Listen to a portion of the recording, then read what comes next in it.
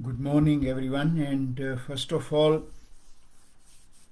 wish you all very happy New Year to everyone, not only those who are associated with AIAS, but everyone who has some connection with Ayurveda and well-being. I would like to wish whole family a very, very happy and healthy New Year. And as we all every year try to make some resolutions, some goals to set up, I would like to advise everyone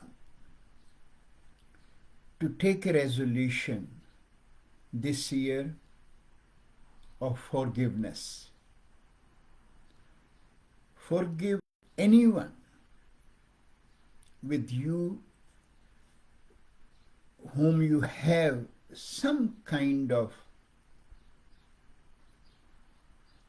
such grudges, feeling, whether it is a feeling of unhappiness, some hatred, anger, jealous, whether it is your brother, sister, mother, father, friend, close associate, take a step from your side to forgive that person and forget those feelings. Start a new chapter. Now what that will do? That will only help you to get yourself more and more calm, stable, peaceful inside. And when you will be having that feeling, your inner pendulum will come to its normal rhythm. And when you are in your normal rhythm, you can think everything clear, straight, and your year, months, and days will be full of happiness, cheerfulness, and that's what we all want. And now, on other note, this is now first month of a new year, first day. Many will be getting ready to pick up a new career path, because this is a time of taking admissions in universities. Some might have completed some education and now this year they might be looking for something new to take up, or some might want to make a shift from their own profession where they are currently.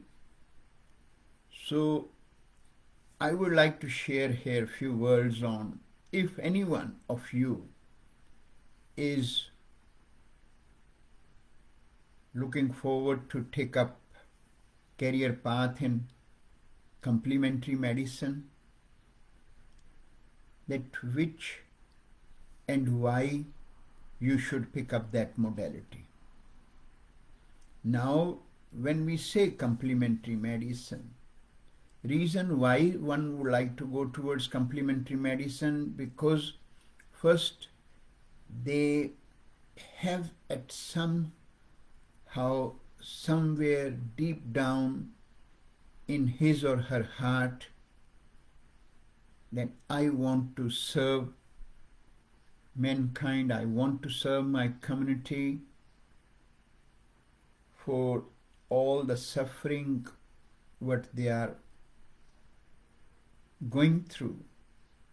at a physical, mental and emotional level, and that person might be thinking that how I can play a role in their well-being. So, and then somehow that person might have a feeling our current mainstream of medicine, what we call as Western medicine, even though we all know that no one can take away the importance and the value of our Western medicine. It has to be there, it will remain there, and it has so many positives there. But we all have seen in the last so many years, and especially these last 2-3 years, it has become much more evident to everyone, even to those whom it was not, that our Western medicine has so many gaps, and even our Western medicine's practitioner are recognizing that majority of our problems are lifestyle related, and the focus of Western medicine is to just fix the problem. They're not able to give you that deep level of guidance and direction that how you can prevent coming to that level, what we call as your established disease. So in that pursuit, many will try to pick up a career path in complementary medicine. Even many medical doctors nowadays are moving towards that field, whether you call it now from their perspective, they have different groups, what we call as functional medicine and integrated medicine, which I will talk a little bit later. But when you try to pick up something away from our mainstream medicine, that is where it is known as complementary medicine. And there are so many modalities around, right? Whether you would like to pick up a career path in natural therapy, what we call as herbal medicine, Chinese medicine, or aromatherapy or some other thing. But when you trying to pick up a career path, you need to first of all identify that what you want to achieve. And if you are going away from Western medicine's approach, then your focus should be that I want to look at that modality which has its own principles, philosophy, its own physiology, understanding of the body. It has on its herbology, where the understanding of herbs is from its own perspective, not from our Western concept of nutraceuticals or the herbs from the active constituents, whether we call them as a tannin or glycosides or essential oils or various other components. In the same way, you need to look at that you pick up a modality which has its own pathology, its own way of diagnosis of the disease. If still you have to rely on your blood reports and then try to pick up on the same line, same guideline of the treatment, what difference you are picking up? And if someone understand and accept that I want to pick up a career path which has all these component which I just shared, then what you need to look at only one modality. I'm not going to be biased, but that's a reality of life, reality which we all should accept with wholeheartedly,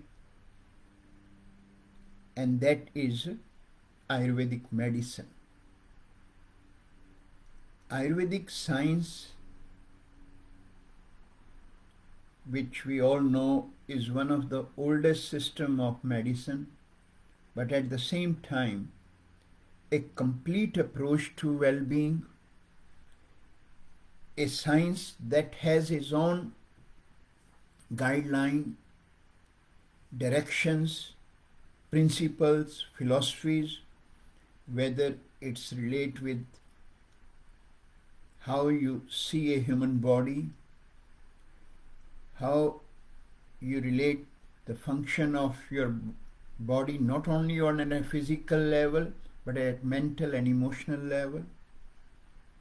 Then when it comes to lifestyle, the focus and the principle of this science in relation to the diet is totally unique as compared to any of the nutrition advice what we talk about from the Western medicine's perspective of your fat, carb and protein component, or these allergies or these allergies. That is not what Ayurvedic nutrition share with you.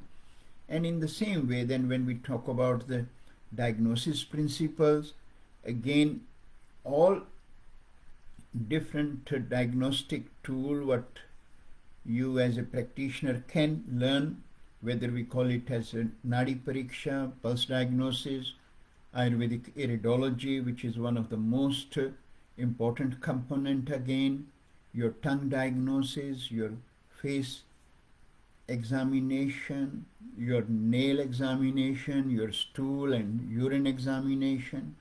So these are the different tools through which you will be able to pick up the ailment of your client and then structure in a program for them.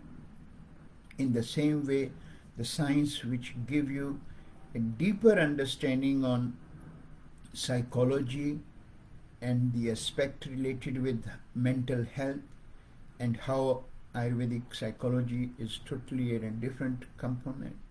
So that if is your focus and direction what you want to learn, then there is no other modality that can give you all these aspects. And now come the point, okay, yes, I have decided I want to go towards Ayurvedic medicine or Ayurvedic career path, then where I go and where I study and what I should look for. Now, as far as we talk about Australia, we have two qualifications, as you all will know when you're doing your search. Those two qualifications are considered as diploma and practitioner level qualifications. And these two qualifications are offered by various R.T.Os. Now, even though those two qualifications are approved and recognized to become a practitioner or a lifestyle consultant in Australia, still there are so much and so many gaps which can still confuse those who are really keen to select in a right school for their study. And again, each individual has his own focus and direction, that if I want to learn this modality, up to what level I am committed to learn this sign so that I can be confident, I can be well equipped with all the knowledge and the tool, so that when I set up my practice, I don't stutter, I don't have an anxiety and fear or panic attack that how I'm going to deal with my client, and every day from morning to evening I just have to compromise with my conscience while dealing with my client, because deep down I know what I'm offering to my client is not complete. I'm sure no one is ever keen to become a practitioner with that sort of thought all the time going deep down in your mind and in your conscience. So in that light, what are the key elements what you need to pick up, look at, consider, and never compromise? And out of them, first is the qualification of your teacher. As I said, even though these two qualifications, what we call as diploma and advanced diploma qualifications, are recognized, are approved in Australia, and all R.T.Os who want to offer Ayurvedic program, they offer these two qualifications. But unfortunately, these authorities has not given much directions for who will be your or who should be your teacher. Yes, they have given a very vague direction that whoever is teaching your those qualifications, they should have a higher qualification than what they are teaching. So, but that's the full stop, nothing else there. So, first of all of you need to understand that when we talk about advanced diploma or diploma, these are qualifications for practice. That you can become a lifestyle consultant, you can become a practitioner with that knowledge, because all these two qualifications have different units. And in those units, the contents are mentioned, that what you should be learning. But then that content, how in depth your teacher can go, will all depending upon his own or her own knowledge. Say even the question comes up of Vata Pitta Kapha. We all, when we try to get interested into Ayurveda, we read one book or two books or four books or whatever, and we all come across first part, that what we call as Vata Pitta Kapha are the three biological humors. Now these three terms, how much in depth you want to understand, is all depending upon who is your teacher and how much they have understood. For a lifestyle consultant, that Vata Pitta Kapha's understanding will be to that level, and to advanced diploma, that learning and understanding will be of that level. But it does not limit that Vata Pitta Kapha's knowledge will be only limited to that what you might able to gain in those two qualifications. But that can only happen when whoever is teaching you has much more higher in-depth understanding of the whole Ayurvedic science and various subjects what being taught there. And that's why the teacher must be at least minimum qualification of a university degree level, what we call as BA, MS, Bachelor of Ayurvedic Medicine and Surgery. I will just give you an example, and that's where you need to sit and ask yourself, ask your conscience. If you're going to go to a university and want to do a law, want to do an engineering degree or to a medical degree, what you see there? You see a teacher standing in front of you who has higher qualification than what he or she is teaching you.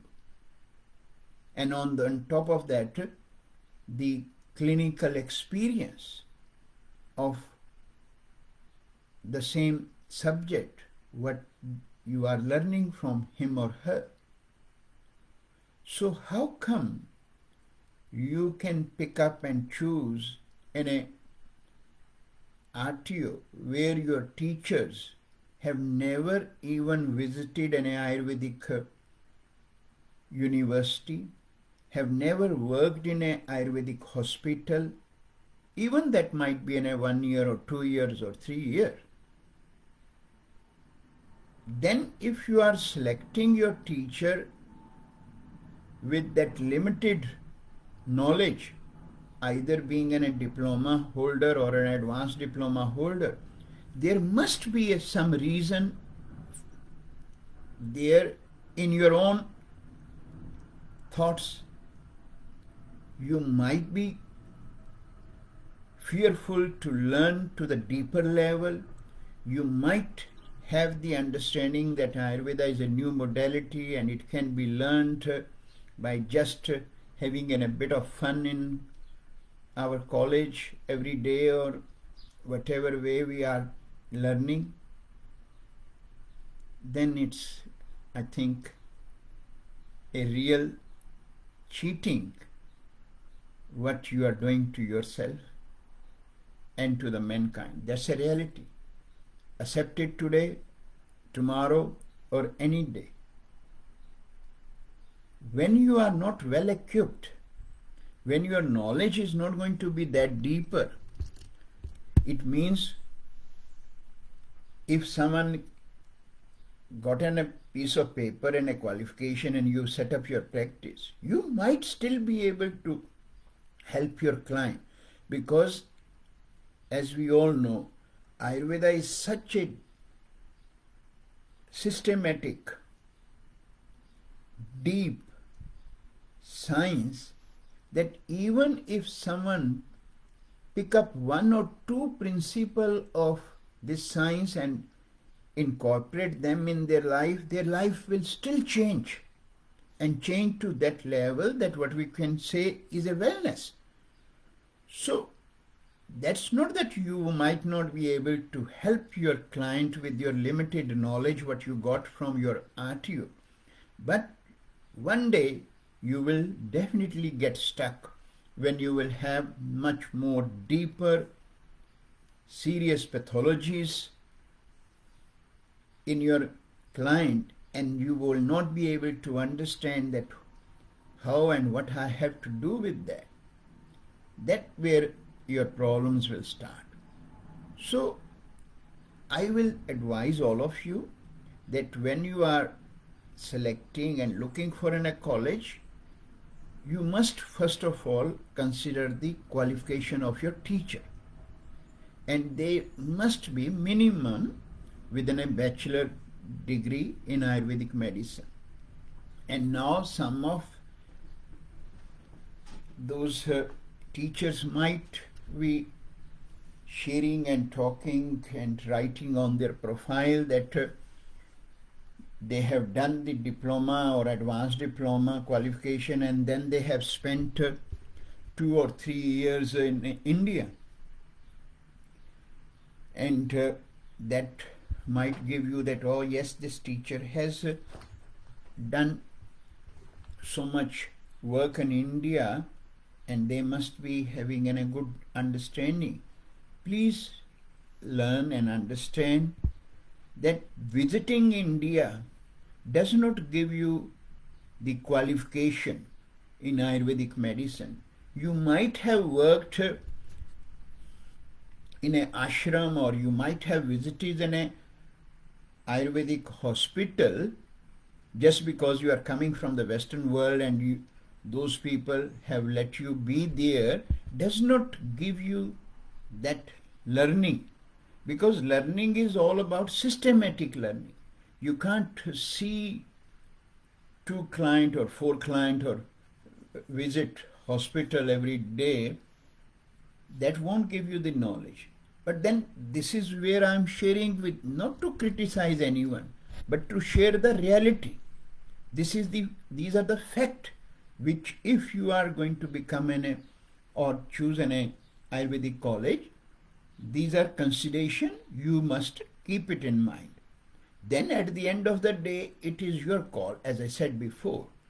If you are afraid of going and learning and at a deeper level, much more serious study, then yes, these kind of colleges will be easy for you to pick up, and you can still become a practitioner equipped with those qualifications.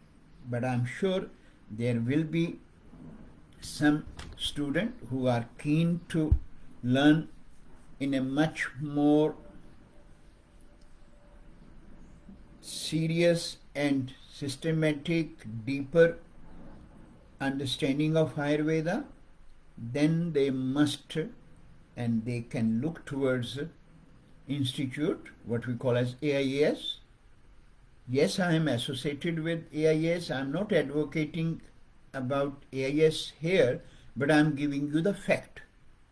If you want to become an Ayurvedic practitioner with in-depth understanding of the subject, your teacher need to be having that level of a depth understanding. And that's where my role comes up. I am the main teacher there.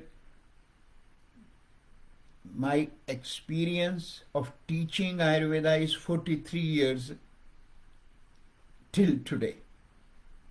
From 1978 I start teaching and practicing. You can count those years. Sometime I even forget that how many years it is coming up. So that is the one aspect.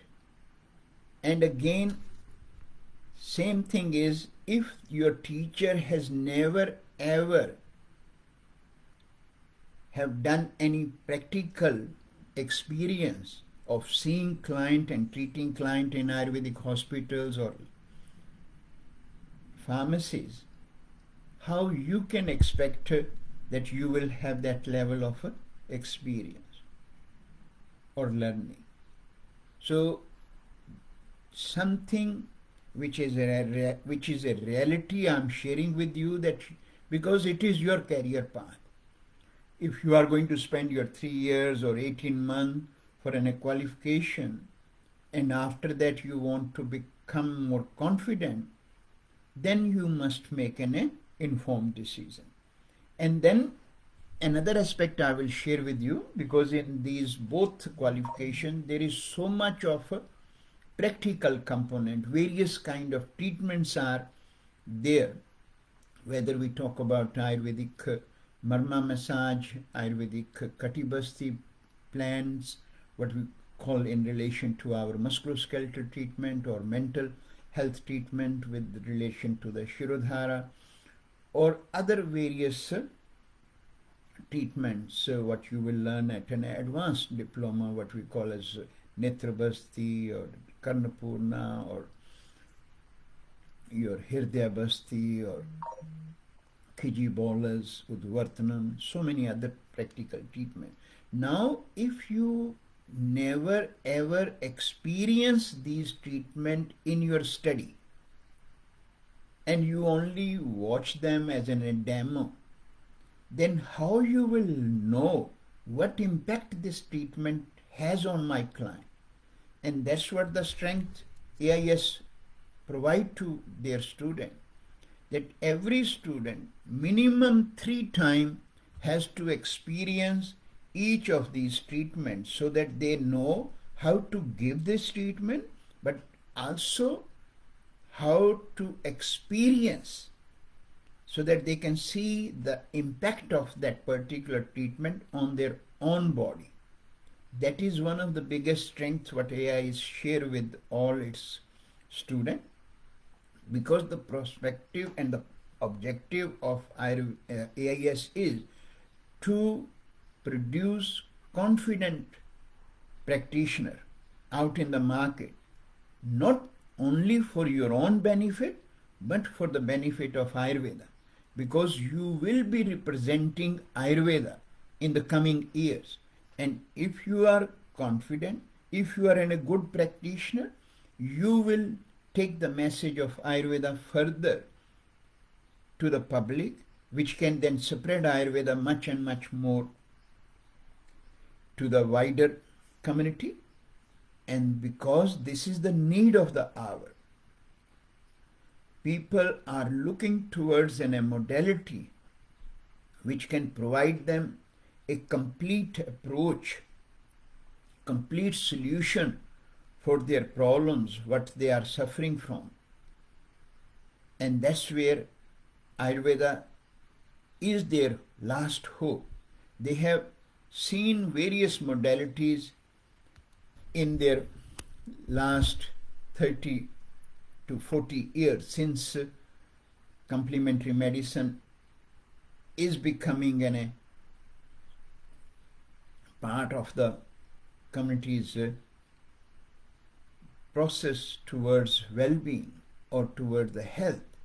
And they have seen that how much gap these various modalities have, and now they are left with only one hope.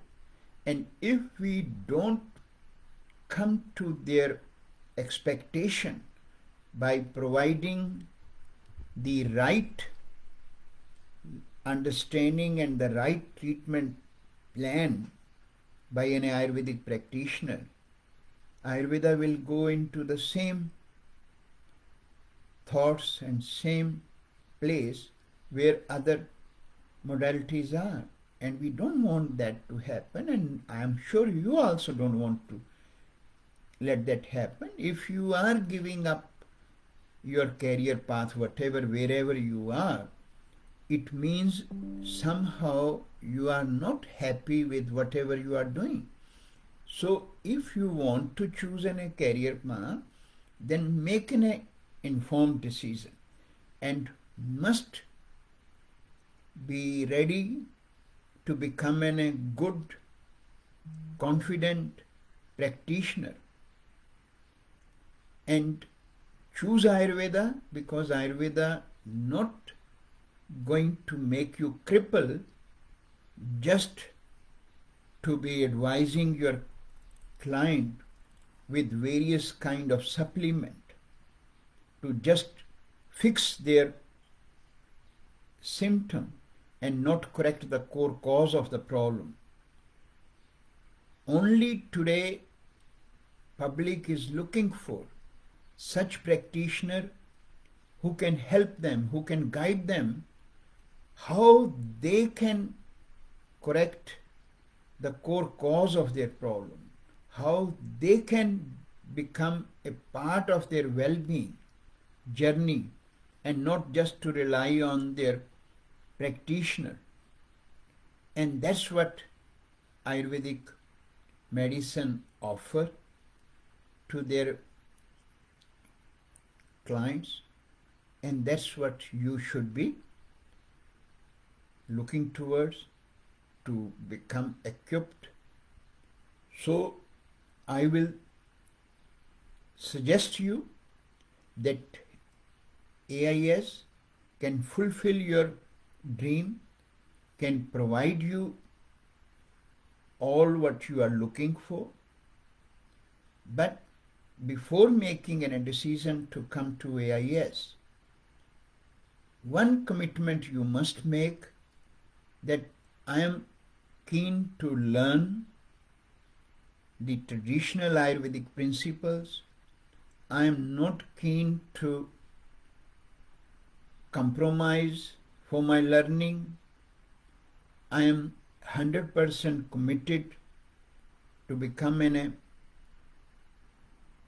serious, committed Ayurvedic practitioner, then AIAS can fulfill your dream, can fulfill your requirement and expectation. But if you are looking for a short cuts, if you are looking for a piece of paper, if you are looking for that where I can learn something but never put that in my own life, don't please look towards AIS.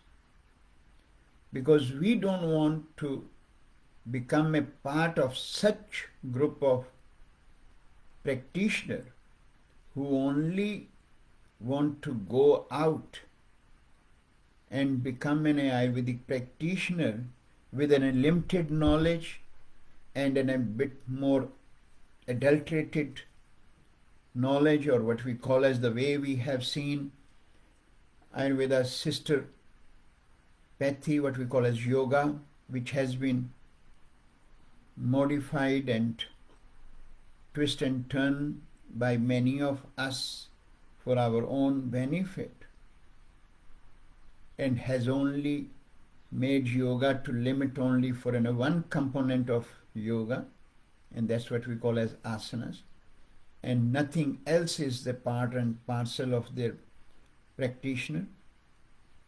But at AIAS, we stood by Ayurvedic principles, Ayurvedic philosophy, and want to share till the day we can the traditional Ayurvedic principles for those seekers who are really keen to learn Ayurveda at a deep level. And I'm proud to share with you that for the last 25 years, we have so many dedicated, committed, passionate practitioners who have chosen AIAS and have felt that they made the right choice, and they are out in the market now helping and supporting and guiding their client communities who are desperate to have such practitioners who can help them at deep level for their problem. And that's what public has received, such guidance from all those practitioners. So if today, on the first day of this new year, you are making a decision to choose a career path, and if you want to choose a complementary medicine, then I will say look towards Ayurveda, and then I will also add, if you want to look towards Ayurveda, then look towards AIAS Institute, which is in Brisbane, Sunnybank, and come and join their 2023 March intake program, which is now open, and I can assure you, you will not regret your decision. Thanks everyone.